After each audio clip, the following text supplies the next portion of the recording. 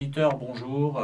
Nous sommes sur Radio Arménie, 102.6 dans la région de Lyon et 106.1 dans la région de Vienne, également sur radioarménie.com sur Internet. J'ai le plaisir aujourd'hui de nouveau d'avoir comme invité Nikos Ligeros, conseiller stratégique. Bonjour Nikos Ligeros. Bonjour. Alors aujourd'hui, le thème de notre émission, ce sont les traités internationaux. Alors pourquoi les traités internationaux? On sait bien que c'est un sujet important, en particulier pour le peuple arménien, puisque au cours de la première période du XXe siècle, le bouleversement de la région, de l'Empire ottoman, l'Empire russe, l'Empire, etc., ont amené donc un bouleversement de cette région avec de nombreux traités. Alors, comme on parle du latin, mais comme on y perd son latin, avant qu'on le perde trop, je vous ai invité pour qu'on puisse un peu analyser les choses et mettre au clair ces différents traités. Mais avant qu'on parle concrètement des traités, je voudrais qu'on parle de la notion de traité. Qu'est-ce qu'un traité? Et quels sont les sujets concernés? Enfin, d'abord là, de toute manière, je pense que le point de vue de l'émission, c'est les traités internationaux. Absolument. Donc c'est déjà complètement différent d'un simple traité qu'on pourrait avoir même dans un espace étatique, au sein d'une communauté par exemple. Là, la différence avec les traités internationaux, c'est qu'on parle tout de suite en termes d'acteurs de la diplomatie. Il va y avoir des éléments de stratégie qui vont intervenir. Ensuite, on aura des phénomènes qui sont dus à la guerre. Donc je pense qu'un bon point de vue pour démarrer les traités, au moins dans le cadre de cette émission, mais moi je l'utilise souvent en conférence parce que ça permet de clarifier les choses de façon surprenante. C'est la grande et célèbre phrase de Clémenceau, c'est qu'on signe des traités, non pas pour terminer les guerres, mais pour commencer les suivantes. Alors évidemment, ça met tout de suite... un petit froid. Voilà, on va dire un petit froid si on était assez innocent pour penser que les traités étaient des traités de paix. Alors, c'est souvent associé ce terme, même dans les traités internationaux, on a tout le temps tendance à parler de paix. Alors en fait, on parle de paix, mais en tant que fin de guerre. Et ensuite, le problème, c'est à quel point ce point est stable pour ne pas en engendrer une autre. Et ce qu'on voit dans la pratique, on voit bien que certains traités, par exemple, ont été traités de diktat et ont été le point de démarrage pour faire d'autres choses. Et d'autres traités, ensuite, peuvent aussi surseoir un traité. Dans tous les cas, ça veut dire quoi? Ça veut dire que la notion de traité est dynamique. Elle n'est pas statique. Donc ça, c'est une autre erreur qu'on fait souvent. C'est on considère qu'un traité, c'est un point final. En fait, c'est un point final jusqu'au prochain. Jusqu'au prochain traité, évidemment, Voilà. Qui dépend des rapports de force. Mais un traité, c'est quand même donc un contrat qui est conclu entre des sujets de droit international. Et ces traités sont des actes juridiques qui, normalement, concernent des sujets qui sont juridiquement égaux. Normalement. Normalement, mais ce normal est en fait tellement rare qu'en réalité, ce qui se passe, c'est qu'il y a toujours le point de vue du vainqueur d'une situation et le point de vue du vaincu. Alors le vainqueur essaie de stabiliser ce qu'il a gagné et le vaincu essaie de ne pas trop perdre plus que ce qu'il a perdu. Mais là, de nouveau, on a un point de vue très intéressant, c'est qu'il y a certains États, pour ne pas dire peuples, qui sont habitués à gérer des traités en situation de perdant et finalement ils se retrouvent gagnants. Parce qu'il y a énormément de choses qui peuvent être faites dans un traité au moment des tractations, parce que vous avez dit contractuel, il faut se rendre compte que des fois un traité peut avoir, même dans les conventions, hein, je pense qu'on parle de façon globale, je pense essentiellement à la convention de Montreux, il peut y avoir même une date limite. C'est-à-dire qu'en fait le traité peut dire lui-même qu'il a une durée de vie limitée et qui ressemble plutôt à un état intermédiaire de façon officielle, ou alors on peut avoir un traité qui, de manière officielle en tout cas, se présente comme quelque chose de permanent. Alors, d'abord, ce qu'il faut bien se rendre compte, c'est que quand on analyse les traités sur le plan international, on a des rapports de force entre les traités. C'est-à-dire qu'en fait, on peut se rendre compte qu'il y a certains traités qui sont, un peu comme on dirait en mathématiques, des lemmes, et qui vont amener un théorème. Il sera un traité plus international, avec plus d'acteurs et avec un impact sur la région beaucoup plus grand. Et la preuve ensuite va être démontrée de façon historique par la permanence de ce traité. Alors c'est vrai que pour... Mais je vous vois sourire déjà. Oui, parce que... Avec les traités, on sourit souvent. C'est vrai? Oui, quand on les lit. D'accord. Mais quand ça fait longtemps qu'ils ont été signés. Parce qu'après, au moment où ils ont été signés, on sourit rarement. Ça nous fait parfois même pleurer quand voilà. on les relit. Donc au niveau des traités, c'est vrai que dans l'esprit de tout un chacun, c'est pour ça que je souriais, on a l'impression que les traités sont signés par les États, mais tous les États. C'est un peu simpliste, mais c'est un peu un point de vue, je pense, qui est assez répandu. C'est pas simpliste, c'est dangereux, parce que c'est faux. Donc les traités sont bien signés par des États spécifiques, dans un cadre vraiment spécial, et finalement, des fois, ils sont remis en cause parce que ce cadre était tellement peu naturel et tellement artificiel qu'il n'avait pas lieu d'être. Mais comme il y avait un rapport de force déséquilibré, ça a permis de faire ce traité, par exemple. Pour l'instant, évidemment, on est dans un cadre général, donc je ne donne pas trop d'exemples.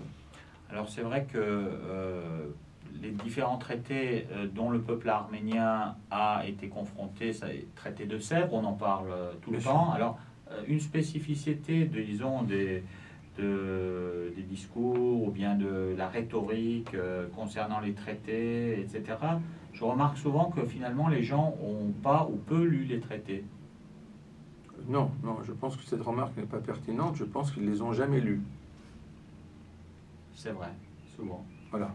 Et c'est ça le problème, c'est qu'en fait, dès qu'on va commencer à parler de façon précise des traités, on va se rendre compte qu'il y a simplement une couche très fine d'un gai savoir qui n'a pas lieu d'être. Et dès qu'on va parler d'articles, et bien là, on va se rendre compte que le vocabulaire va changer et on va avoir même des gens, ça m'est arrivé en conférence, qui disent « Mais enfin, cet article est dans le traité ?» Et le plus drôle, évidemment, c'est quand j'indique l'article. C'est-à-dire que je dis, par exemple, l'article 59.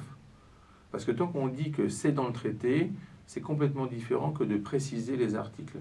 Donc, certains articles, dans le traité de Sèvres, de toute façon, moi, je fais quelque chose qui est un test assez dur, même au niveau de mes étudiants et surtout dans les écoles militaires. Je commence tout de suite par leur dire combien il y a de traités dans chaque traité, combien il y a d'articles dans chaque traité, parce qu'en fait, on se rend compte que les traités ont une série d'articles, mais ont une série de mesures différentes suivant les articles. Et les dénominations des articles peuvent des fois être différenciées en fonction des parties. Donc c'est très important de comprendre l'architecture d'un traité plutôt que de le lire de façon linéaire, surtout quand on a des traités, par exemple comme celui de Lausanne, qui ont 2 dates de signature. Donc là, ça devient un peu plus compliqué parce qu'il faut savoir qui a signé. Revenons aux signataires d'abord. Oui, bien sûr. On a commencé par un traité de Lausanne, qui est un traité important puisque c'est le On avait commencé par Sèvres. On avait commencé par Sèvres, mais c'est des frères jumeaux, on va dire. C'est-à-dire qu'on ne peut pas parler de Sèvres sans parler de Lausanne et vice-versa. N'est-ce pas ? On peut. On peut ? On peut, oui. Donc, commençons, si vous le voulez bien, par le traité de Lausanne, et pour comprendre aussi pourquoi le traité de Sèvres n'a peut-être pas de rapport direct avec ce traité-là. D'abord, ce n'est pas les mêmes signataires. Donc déjà, ça commence de manière différente. La grande différence qu'on peut mettre en évidence, c'est les États-Unis. Voilà. Donc ce n'est pas simplement le point de vue du grec, de l'arménien, de la personne qui est autochtone sur le plan local. C'est qu'une grande puissance comme les États-Unis signe le traité de Sèvres et ne fait pas partie des signataires du traité de Lausanne. Donc c'est toujours très intéressant de voir ça parce que des fois on a une insistance, une persistance de la part des États-Unis à considérer que le traité de Lausanne est très important. C'est toujours très drôle quand on est stratégiste et qu'on se rend compte qu'ils ne l'ont pas signé. Alors qu'ils ont signé la Russie d'ailleurs. Bien sûr, ni la Russie. De toute manière, la Russie, en fait, elle est dans un autre substrat, c'est le traité de Berlin. Donc, normalement, si on veut commencer les traités dans cette région, il faut quand même commencer par le traité de Berlin, qui lui aussi peut fonctionner en tant que jumeau du traité de San Stefano. Hein. Donc on est en 1878 et on va avoir une structuration de l'Europe qui va être bien plus stable et bien plus importante, puisqu'on va avoir des répercussions pendant des décennies. Après, les grands changements vont effectivement intervenir à partir de Sèvres, Kars et Lausanne. Alors, comme vous parliez de Berlin et Saint-Stefano, on est au 19e siècle, mais oui, c'est important pour comprendre le 20e siècle. Les traités de Saint-Stefano et Berlin, c'est 2 traités à 3 mois d'intervalle. Oui. Pourquoi? Qu'est-ce qui a changé entre-temps? Pourquoi, 3 mois après, il a été nécessaire de d'instituer le traité de Berlin? Donc d'abord, le traité de Saint-Stefano, essentiellement, n'a pas pu vivre. On pense bien que même s'il avait été appliqué, en 3 mois, il n'aurait rien pu faire. En réalité, il était totalement instable par rapport à la Bulgarie. Quel était son contenu? Son contenu principal, on va dire, son contenu principal, c'était de créer la Bulgarie. Donc on était dans les Balkans et on avait, grâce à l'intervention de la Russie, qui évidemment était dans un cadre de 4 guerres vis-à-vis de l'Angleterre. Alors au départ, non, soyons clairs, on a d'abord l'Empire russe et l'Empire ottoman. Donc on a la guerre russo-turque, les Russes vont rentrer dans Constantinople, les Anglais ne le veulent pas. Donc, casus belli, intervention, et ça va engendrer aussi bien le traité de San Stefano et celui de Berlin, va justement, San Stefano, on est en fait à Constantinople, hein. Donc c'est vraiment local, donc on comprend bien que c'est un règlement, on va dire, local, alors que le traité de Berlin, eh bien c'est un règlement global, parce que là, d'un seul coup, c'est la diplomatie allemande qui intervient, avec essentiellement Bismarck, et on va avoir donc une interférence par rapport à une situation locale qui concerne Constantinople, d'autres éléments, c'est-à-dire que comme la France, comme l'Angleterre, et vont intervenir. Pourquoi? Parce que comme l'aspect slave est vainqueur, la Russie veut créer la Bulgarie, mais l'Empire ottoman ne le veut pas. Et donc, bien que l'Empire ottoman est dans une situation d'échec, elle essaye, sa diplomatie, de négocier, de reprendre le bas, la partie sud de la Bulgarie. Alors, quelle est l'idée? En gros, c'est le croisement, en termes de stratégie, ça ressemble au jeu d'Aix. C'est-à-dire qu'en fait, on va avoir le croisement de 2 volontés. Une relativement verticale, la volonté russe, et une volonté horizontale, la volonté ottomane. Alors pourquoi? Parce que l'un veut avoir un accès selon les mers, donc mer Noire, mer Blanche, donc mer Méditerranée, et l'autre veut avoir un accès territorial. Alors c'est assez intéressant parce que justement dans le jeu d'Aix, on peut même démontrer que, eh bien, soit c'est le pont qui gagne, soit c'est la rivière, mais pas les deux en même temps. Donc forcément, il fallait l'un des deux passes. Alors dans le premier traité, on a l'impression qu'on s'en sort bien en termes de mer, et donc la création de la Bulgarie avec un espace slave intermédiaire qui va réaliser une sorte de verticalité. Et ensuite, on a une reconfiguration dans le traité de Berlin à cause de l'intervention anglaise, où on va avoir une modification de la partie sud parce qu'en fait, l'Empire ottoman veut avoir ce qu'on appelle l'arc musulman. Donc un arc qui va rejoindre l'Anatolie via la Thrace, va toucher la Bulgarie et va s'enfoncer en Albanie jusqu'en Bosnie. C'est assez intéressant de le remarquer parce que si on regarde sur le plan des religions ce qui se passe dans cette région, eh bien on se rend compte qu'à l'heure actuelle, c'est en fait une répercussion de ces positions-là.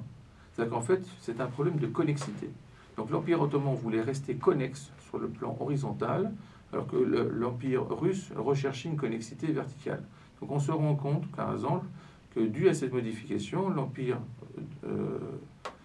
russe va perdre un morceau de son ampleur via la Bulgarie, et on le voit par les rapports secrets donc, du sultan avec Alexandre Karateodori, qui est le premier plénipotentiaire. C'est assez intéressant de le lire, ce livre.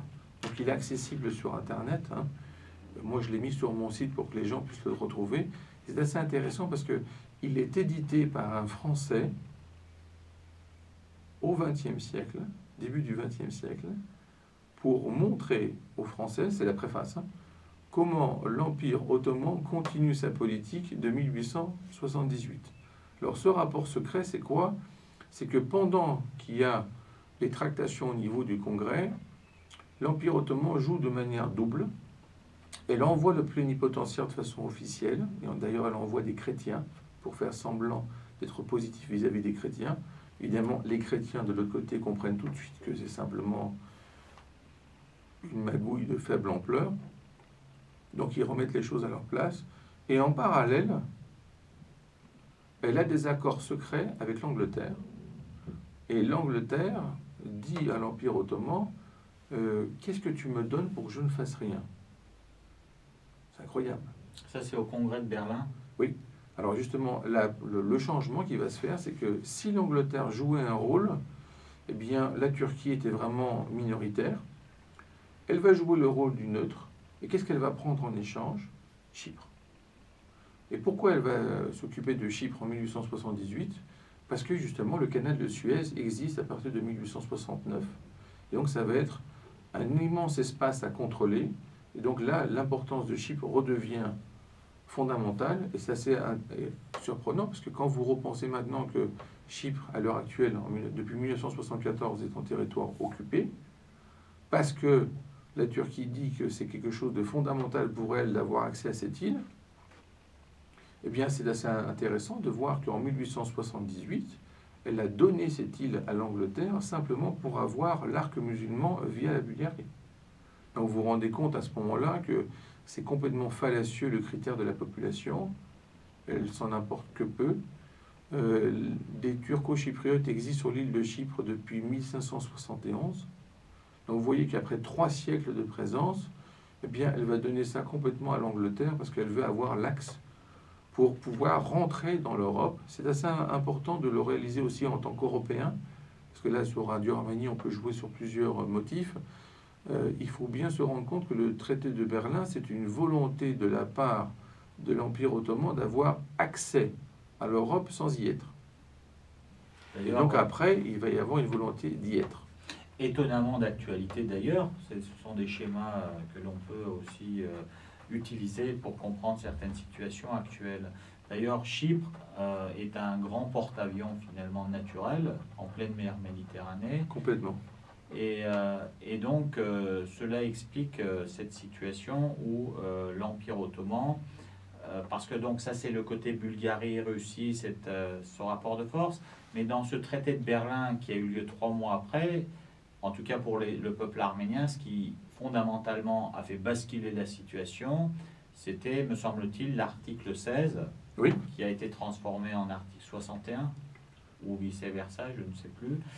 En tout 61. Cas, un article qui stipulait que les droits des Arméniens dans l'Empire ottoman devaient être garantis, surtout vu la situation, et que le garant devait être des commissaires qui étaient nommés, il me semble un Norvégien, avec une garantie militaire de l'armée russe. Comme toujours. Oui, comme toujours. Sauf que 3 mois plus tard, qu'est-ce qui se passe? En fait, c'est même pire, parce que quand vous dites 3 mois, il ne faudrait pas tromper les auditeurs. C'est-à-dire que le traité de Berlin dure un mois. C'est moins de ça encore. Parce qu'en fait, c'est la signature que vous parlez. Donc c'est vrai. Mais il faut se rendre compte que c'est à peu près 5 semaines qu'il y a eu tractation. Donc on se rend compte que d'abord, il y a une délégation arménienne qui intervient en disant qu'on a des problèmes sur le plan des droits de l'homme. Et en fait, elle est complètement rejetée. Quelle est cette délégation? Elle n'est pas officielle, c'était simplement des Arméniens. C'est pas un État. C'est que les Arméniens avaient le droit de venir, je pourrais même vous trouver les noms en fait dans le rapport secret, ils avaient le droit de venir pour dire qu'il y avait un problème. Donc c'était une sorte de comité qui avait été élu par le peuple arménien, mais de façon locale. Ils vont là-bas pas en tant que représentants de l'Arménie, simplement des problèmes de la minorité, et on leur précise, on leur fait dire, on le voit bien dans le rapport secret, que vous savez, c'est pas quelque chose d'important pour nous maintenant. Ce qui est important, c'est la Bulgarie. Donc on va d'abord gérer ce problème. Donc là, on a vraiment un changement de phase. C'est-à-dire qu'en fait, on a une préparation vis-à-vis de la Turquie qui va amener moins de 20 ans les massacres hamidiens, aussi simplement que ça. Et alors qu'en fait, à ce moment-là, les États européens ne se rendent pas compte qu'elle est en train de travailler sur le fond et essayent de voir ce qui se passe sur le front. Donc la différence va se faire à ce niveau-là. Et concrètement, qu'est-ce qui se passe? Eh bien, il n'y a plus de garantie. Il n'y a plus de garantie. Et donc, on va avoir le libre cours, justement, à, on pourrait dire, la préparation d'un génocide avant qu'on puisse utiliser le terme. Puisque le sultan est chargé d'appliquer, justement, ces réformes, alors que voilà. Il est juge et arbitre, on va dire. Complètement. Donc, à partir du moment où il est arbitre, il aura raison. Alors, nous allons dans quelques instants revenir avec vous sur cette thématique-là. Nous allons écouter un petit morceau de musique. Je vous rappelle que vous êtes sur Radio Arménie 102.6 et 106.1 dans la région de Vienne et radioarménie.com.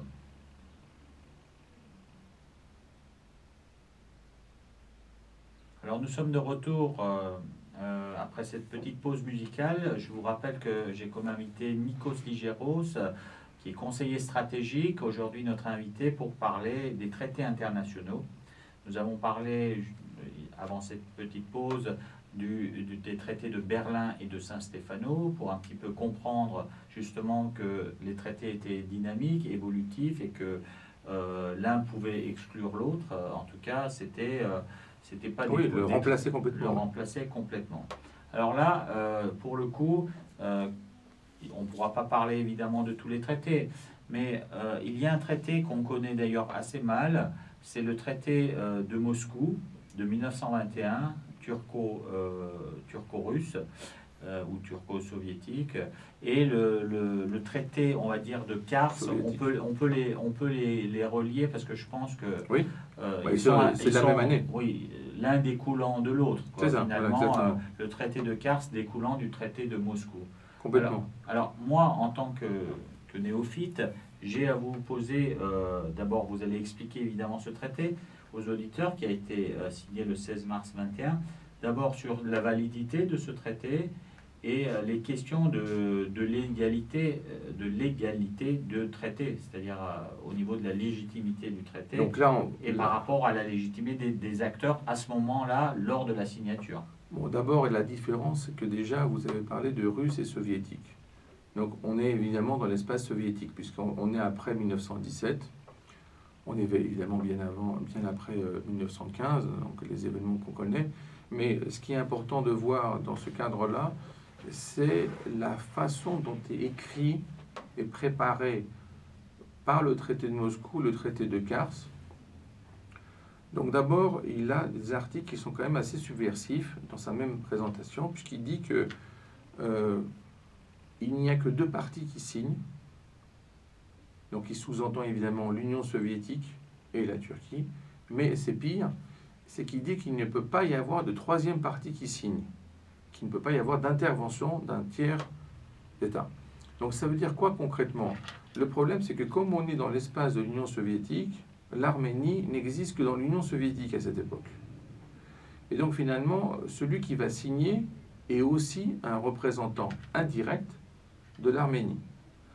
L'Arménie ne peut pas se prêter partie constituante en tant que tiers État, parce qu'elle est dans le système des 15. Elle va se retrouver en train de signer indirectement, via l'Union soviétique, eh bien, un retour de l'espace territorial à l'Empire ottoman qui avait été pris par l'Empire russe soviétique par la suite, donc en tant qu'État successeur. On parle du territoire de Kars. Voilà, bien sûr. Donc en fait, le territoire de Kars, et il est assez complexe aussi le territoire de Kars, parce qu'à cause des génocides, on avait énormément de déplacements de population et on avait énormément de gens qui habitaient à Kars sans être de Kars. Alors, juste pour préciser, Kars, c'est une région qui est devenue russe, faisant partie de l'Empire russe en 1878, voilà, jusqu'en 21. Et en 21, ce traité donne, entre guillemets, cette région à la Turquie. Pas à la Turquie, oui, à la Grande Assemblée nationale de Turquie. Voilà, donc c'est ça la différence. Mais je reviens à la date. le 1878 explique pourquoi on a parlé précédemment du traité de Berlin. Donc en fait, on a donc une vie relativement importante à ce niveau-là du traité de Berlin. On a les modifications qui sont dues au fait qu'on a la Première Guerre mondiale qui va changer la donne, mais ensuite, on a le problème des génocides qui interviennent. Et donc là, au niveau du traité de Kars, on va se retrouver dans une situation quand même rocambolesque, puisque l'Union soviétique redonne à l'Assemblée turque un élément qu'elle avait acquis sans qu'il y ait vraiment de justification sur le plan militaire. Et ça, c'est très important de le comprendre, parce que là, on a vraiment l'aspect de la géostratégie. On est vraiment en pleine diplomatie et plus en stratégie, parce qu'en stratégie, ce retour n'aura pas dû être fait. Maintenant, si on veut regarder l'aspect légal, c'est ça le problème, il va apparaître encore plus important à partir de 1991, et on va avoir un problème de positionnement de l'Arménie vis-à-vis de ça. C'est qu'est-ce que fait un État indépendant vis-à-vis de ce traité qu'il n'a pas signé en tant qu'État, mais qu'il a signé en tant que, on va dire, sous-État, sans être péjoratif, mais pour dire que c'est un sous-ensemble de l'ensemble de l'Union soviétique, tout en ayant signé qu'il ne peut pas y avoir perturbation par un tiers. Surtout que, précisons quand même que la Russie soviétique, à ce moment-là, qui est reconnue dans le cadre de l'URSS, n'a été internationalement reconnue qu'en 1924. Voilà. Au moment de la signature, par l'Angleterre d'ailleurs, pour la première fois. Donc, par hasard. En 1921, la Russie soviétique qui signe est un État non reconnu internationalement. Enfin, c'est pas la Russie soviétique, c'est l'Union soviétique. L'Union soviétique n'est pas un État reconnu internationalement. Mais dans le cadre d'un traité, il suffit d'être reconnu par l'autre. Mais comme l'autre, la Grande Assemblée nationale de Turquie elle-même n'était pas reconnue internationalement, puisque à ce moment-là, c'était pas l'État turc officiellement, mais la Grande Assemblée nationale de Turquie, ce pseudo-gouvernement rebelle, qui représentait les rebelles, qui rejetaient le pouvoir officiel et qui n'avait pas de base légale, puisque c'est en novembre 1922 que le sultan est parti. C'est absolument exact. Le problème, c'est la chose suivante. On peut le transposer, ce problème, avec l'île de Chypre dans le cadre de ce qu'on appelle la zone économique exclusive. Il y a eu récemment un accord entre la Turquie et les territoires occupés de Chypre, où la Turquie prend 2/3 de l'espace maritime. Or, qu'est-ce qui se passe? Les territoires occupés de Chypre ne sont pas reconnus sur le plan international. Donc en fait, ce traité est caduc. Là, on le sait très bien, bien que l'un des deux existe, c'est-à-dire que la Turquie existe bien. Mais comme il y a 2 résolutions de l'ONU contre les territoires occupés de Chypre, eh bien ce traité, on sait qu'il n'est pas valable. Malgré ça, il a été signé par la Turquie pour montrer aux autres pays que elle, quand elle joue avec une île, elle joue à 2/3, 1/3 et pas demi-demi comme on fait habituellement. Donc là, c'est un exemple complètement le même sur le plan du schéma, mais là, c'est encore pire, parce qu'en fait, on n'a aucun des 2 États qui est reconnu. Maintenant, quelle est la différence? Si les États officiels successeurs de ces 2 États considèrent qu'il y a eu vraiment une signature, cette signature est transmise. Le problème, c'est le positionnement de la communauté internationale vis-à-vis de ça, et pas le problème de ces 2 États. Et moi, je mettais en évidence, plutôt même en exergue, le problème du statut de l'Arménie, puisque là, elle se retrouve dans une situation encore pire, et donc ça me fait plaisir que vous ayez noté cette absence de légalité, c'est que elle supporte un traité qui va à son encontre, en étant officiellement co-signataire sans l'avoir signé, et sans pouvoir intervenir en tant que tiers. Donc le problème, c'est que si elle se pose simplement en tant que victime au sein de l'Union soviétique, ce qu'elle fait, eh bien elle va avoir une tendance à se dire qu'est-ce qu'on peut faire maintenant? Alors que si elle se pose en tant que représentant de la communauté internationale, sans accepter cette validité du fait qu'il n'y avait pas de légalité à cette époque-là, eh bien ça change complètement son jeu et son comportement stratégique. C'est d'ailleurs ça, de plus, au niveau de cette légalité, c'est que les clauses qui concernent l'Arménie, en l'occurrence, là, elle n'est pas signataire, en tant que sujet de droit international. De toute façon, c'est toujours l'Arménie soviétique dans ce cadre-là.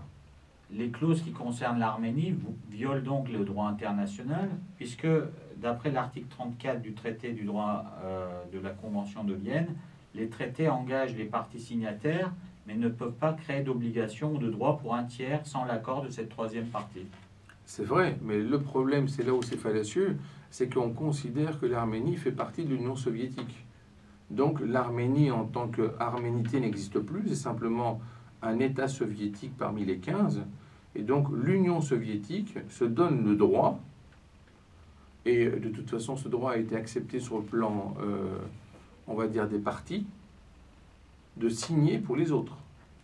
Donc vous voyez, en fait... Alors qu'elle n'est même pas reconnue à cette période, voilà, l'Union soviétique. C'est donc est-ce qu'on peut dire que, est-ce que c'est votre avis, que le traité de Moscou est quand même considéré comme illégal et invalidé par justement le statut des sujets qui y signent, puisqu'ils ne sont pas reconnus et pas sujets de droit international, et qu'aujourd'hui, justement, c'est ça le débat, que ça n'engage pas la République d'Arménie, encore moins sur la question des frontières. Non, non, alors justement, on est tout à fait d'accord. Je pense qu'il y a un problème d'invalidité sur le plan du droit international, mais simplement, c'est toujours pareil, c'est que tant que personne ne proteste, eh bien, on a l'impression que c'est un état de fait. Donc, en fait, on passe d'un système de facto à un système de juré. Et le problème, c'est quoi? Eh bien, c'est que tant qu'il n'y a pas de revendication concrète, on a l'impression qu'il faut simplement le subir. Or, il n'y a pas de raison. Le traité de Kars doit être modifié, lui aussi, dans ce cadre-là, mais je crois que le gros problème se situe ensuite au niveau du traité de Lausanne. Et donc là, il va y avoir quelque chose à mettre en place, qui est déjà mis en place par certains Arméniens, c'est de dire, finalement, nous, on existe en tant qu'Arméniens réels que dans le cadre du traité de Sèvres. De quoi vous parlez au niveau de la mise en place? Qu'est-ce qu'il faudrait mettre en place? Non, ce que je veux dire, c'est que, en fait, c'est le point de vue de l'approche par rapport à ces traités. C'est-à-dire que dans le traité de Lausanne, c'est encore pire, puisqu'il n'y a pas une seule fois le mot Arménie ou arménien mentionné dans tout le traité. Donc on a l'impression que cet État, cette entité, ce peuple a totalement disparu. Donc premièrement, on pourrait se dire, où ils sont alors? D'ailleurs, l'Union soviétique n'a pas signé non plus. Bien sûr, bien sûr. Mais ce que je veux dire, c'est que dans le cadre du traité, on a bien des signatures avec la France, avec l'Angleterre, on a avec l'Italie, on a même le Japon qui intervient. Pourquoi le Japon? En fait, c'est les accords par rapport aux accords internationaux. C'est-à-dire qu'en fait, ils jouent presque le rôle d'arbitre dans ce cadre-là. Mais ce qu'il faut bien se rendre compte, c'est que d'abord, ce n'est pas un traité qui est symétrique. C'est-à-dire qu'en fait, il y a l'ensemble de ces pays, d'une part, et la Turquie, d'autre part. Donc, en fait, qu'est-ce qui se passe? Chacun de ces pays, en particulier pour les zones occupées, ce sont des accords séparés, essentiellement, même s'ils sont regroupés dans deux grands termes, où la France, l'Angleterre, l'Italie vont redonner à la Turquie des parties qu'elle contrôlait. Par exemple, pour la France, la Cilicie, donc on va avoir le phénomène avec Alexandrette, etc. Donc, dans ce cadre-là, on peut se rendre compte qu'il y a un problème de restitution qui se fait de façon locale. Et donc, dans ce cadre-là, normalement, il devrait y avoir quelque part indiqué que, même de façon négative, que l'Arménie devrait redonner à la Turquie ce qu'on lui avait donné au moment du traité de Sèvres. Or, là, en fait, le traité de Lausanne s'applique comme s'il n'existait plus le traité de Sèvres. Et donc, on n'a pas un retour hanté d'un statu quo, en tout cas au moins artificiel, c'est qu'on a l'impression qu'on a une table rase. Et donc, d'un seul coup, les Arméniens n'existent pas. Donc ça, c'est vraiment, c'est non seulement lamentable sur le plan humain, mais c'est absolument inadmissible. Et c'est pour ça qu'il faut bien revenir au traité de Sèvres comme élément de plateforme de négociation pour pouvoir dire que le traité de Sèvres a été un traité international signé par tout le monde. Le traité de Kars a un problème de légalité et de validité. Le problème de Lausanne, c'est qu'elle ne tient pas compte du tout des Arméniens, donc c'est quand même pas normal. Et donc du point de vue international, c'est de se dire, bon, eh bien, essayons de regarder la validité de certains de ces articles et vis-à-vis justement de la validité des articles qui ont été modifiés. Et justement, on ne voit pas de travail dans ce sens-là. Or, c'est un travail fondamental puisque ça permettrait de mettre en évidence que les traités qui ont été, enfin les articles du traité qui ont été modifiés sans faire apparaître la modification. Absolument. Nikos Ligeros, sujet passionnant, donc le temps passe vite. Je vous remercie d'avoir participé à l'émission. C'est moi qui vous remercie. Et je pense que nous aurons, j'en suis sûr, l'occasion de revenir sur des sujets similaires. En tout cas, les traités, c'est un vaste domaine et nous aurons l'occasion d'y retourner. Alors, de nouveau, pour les auditeurs, un livre, je pense, de référence, d'autant plus que vous avez parlé du mandat français en Cilicie que la France a offert, on va dire, à la grande Assemblée nationale de Turquie. On va dire abandonné. Abandonné. Et d'ailleurs, vous êtes gentil par rapport au mot de Vincent Duclerc, puisque Vincent Duclerc est beaucoup plus dur et réaliste, en tout cas, dans son livre « La France face au génocide des Arméniens » aux éditions Fayard Histoire. Merci encore, Nikos Ligeros. Merci bien.